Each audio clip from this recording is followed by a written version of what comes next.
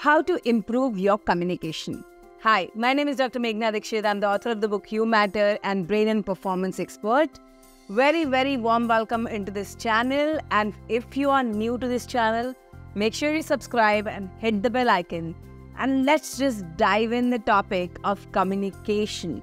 So if you are ready, type dive in the chat box and let's begin. Now we all know how important communication is, right? In our personal relationships, in our professional relationships, there's so much is based on communication. In fact, our life's fundamental pillar is our communication.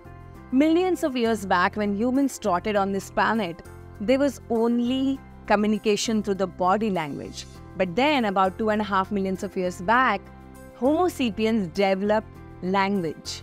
And then, since we have been struggling to find the right communication through the words, today also largely we depend subconsciously on the body language and the vibrations that we receive from the person that we are interacting with. So when you're working on your communication, don't just work on your vocabulary or the words that are coming out of your mouth. It's very essential that you understand where are these words coming from. What body language or what vibration subtly you're sending to the person who's around you. So today's topic, how to improve our communication, I'm going to talk a little bit about different kinds of communications where I want to be aware that how your vibrations are truly sending the signal out. Now you see, I've heard this statement very often since my childhood, fake it till you make it. How many of you have heard that? Type I in the chat box if you've heard it. Now, you know what? I have a very strong objection to this statement.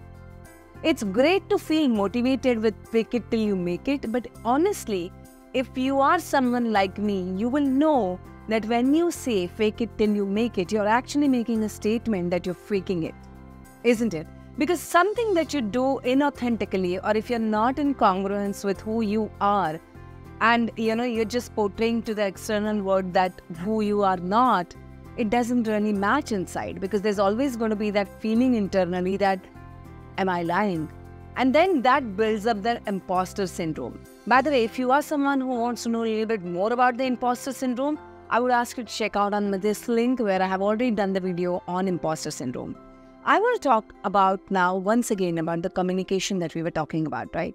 And we all know it's so important. And if you start faking about your communication in terms of your vibrations, it is automatically received by the person who's opposite to you.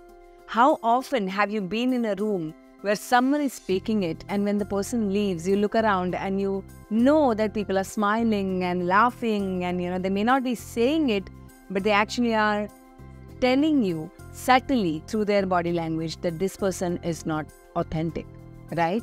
So don't fake it till you make it. Communication is a lifelong journey. It's something that takes time to master because we are not born with it. We learn, and there's so much conditioning that we go through since our childhood. We learn from our parents, we learn from our grandparents, our neighbors, our friends, our peers, our teachers, so on and so forth, even the movies. The actors and actresses whom you resonate with the most, we are picking up subtle signs of vibrations from all of these peoples, and most importantly, the conditioning, the experiences that you have gone through in your childhood shape your communication. Now, if you've been through a challenging childhood or a traumatic experience or a dysfunctional family, there's a possibility that it has impacted your emotions deeply. Remember, communication is not just conscious. Communication is very much unconscious, and that involves a lot of our emotions. Think about it. When you're emotionally regulated, when you're happy, the way you'll communicate with people is going to be very different than the day you are upset, the day you're irregulated and feeling the dysfunction. Your original old cope-up mechanisms of shutting down or being aggressive are going to come out in your communication. Most people experience this childhood response when they're in the most crucial communication. Why? Because communication is emotional. So now that you've understood about communication, we need to understand how do we start improving our communication. And as I said, this is a lifelong journey. I want you to really be ready for this lifelong journey of communication. So type ready in the chat box and let's begin. Now that you've got your pen and paper ready with you, I want you to understand, what's your definition of communication? Let me know in the chat box. What do you mean by communication? A lot of times people, when they think of communication, they think of talking to people and expressing themselves. Well, it's hardly half truth of communication.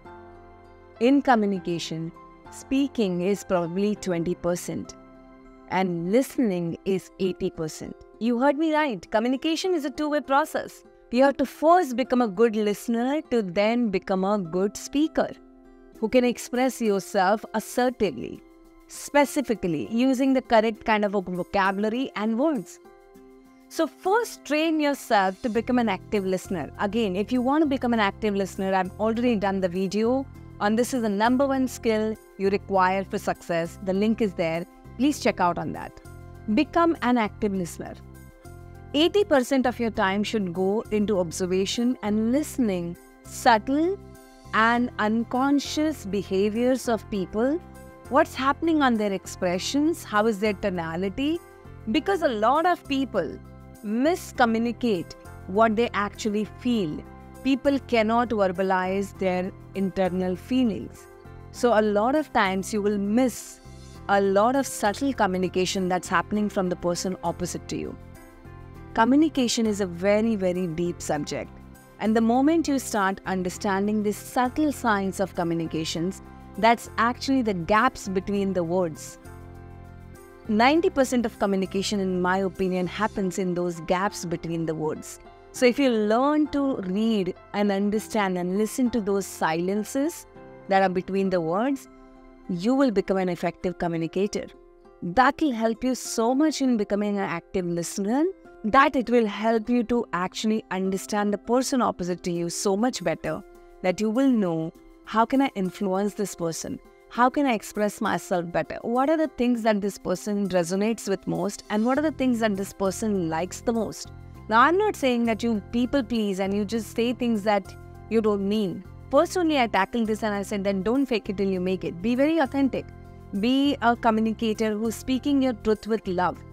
But the way you speak with people compassionately will be from the point of view of having a lot more empathy and understanding of what's going on in the person's space. And that will give you an edge in the communication. The second thing that you need to do is bring so much clarity and conscience in your own understanding.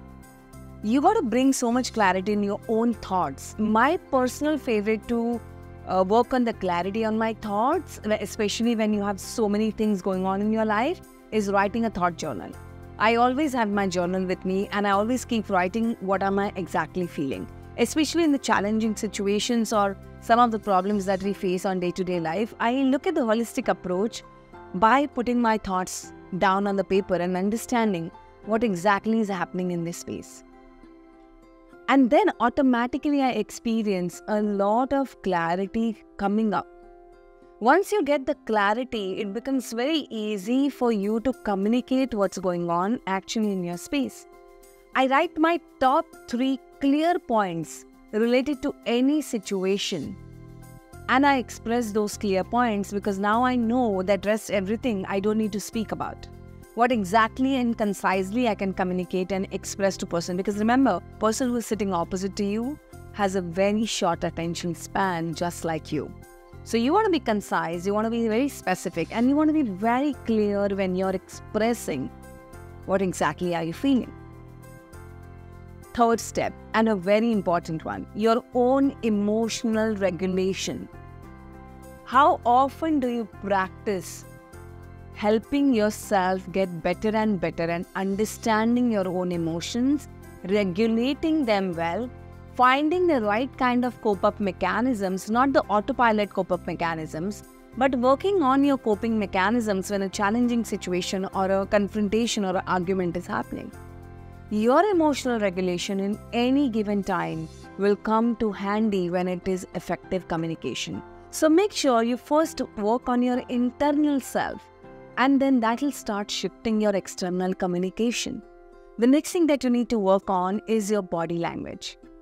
Have an open body language. If you sit like this, if you have closed body language, you're going to give a wrong signal to the person, that you're going to give a signal to the person that you're not open to this conversation.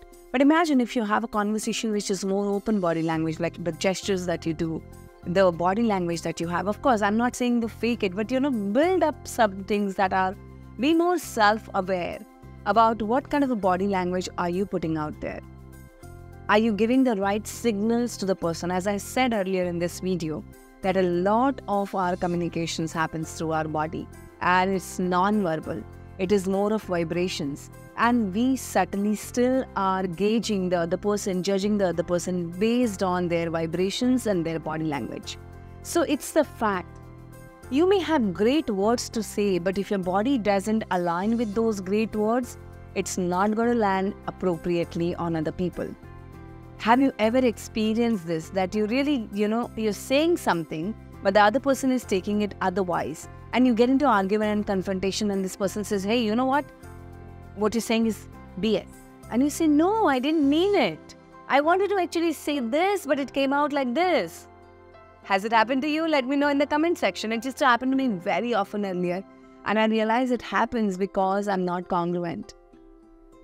My body probably was a little more aggressive and, trying to come up too strong on the person, whereas I actually cared about the person. But that person went back and shut down because I came too strong on that person while expressing my views. How often does that happen to us? That is very important. We have to be very congruent about, if I care about this person, what sort of body language can I bring into my communication that I'm more effective to share with this person why I feel a certain way about this situation or about this person and how I care about this person. So if you love and care somebody, that should show in your body language. It cannot be opposite. Be more self-aware about your body language and your non-verbal communication. The next important thing that you need to do is pick up opportunities. Every time you get an opportunity to speak, speak. It doesn't matter whether people like it or not like it. Let me give you an example, okay? I come from a vernacular medium and my English wasn't up to date. And when I passed my 10th standard, I tried speaking in front of audience which were very, very efficient and very good in English, and I was not able to speak properly. A lot of them encouraged me, corrected me, and helped me to make my English better, but a lot of them also laughed on me. So you have to be ready to be ridiculed, to be rejected, to be spoken bad to you. But there always will be people, those who are supportive and encouraging. So find the communities of people, those who can encourage you, those who can cherish you, those who can give you that feedback, and be open for the feedback. I still am very much open to the feedback in terms of how am I speaking, what's my communication, whether I'm connecting or whether I am really expressing in an appropriate way to the person. What kind of language am I using? Are my words appropriate to this? I try to learn more words and add them into my vocabulary so that I can use it in an effective way. Remember, your written communication and your verbal communication are two different things. So you want to practice both and take every opportunity that comes to you. Not fearing, because there will always be the people who will love you and there always will be the people, those who do not like you. So don't focus on the people who don't like you, focus on the people who love you. And that will come naturally to you, that focus will come naturally to you when you put yourself into that situation again and again and again. I remember putting myself in this uncomfortable and difficult situations all the time to reach where I am today. So my sincere suggestion is, do not try to communicate, but connect. A lot of people communicate, but a very few connect. And connection only happens through your emotions. It's very, very essential that you focus on how you're feeling every single moment. And how can you start feeling better and better and better?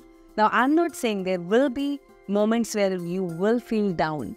And that's when your learned new coping mechanisms will come in handy for you to handle your emotions better so that you can communicate better. If the video helped you, give me a thumbs up, leave a comment down and share it with at least 10 people. See you soon.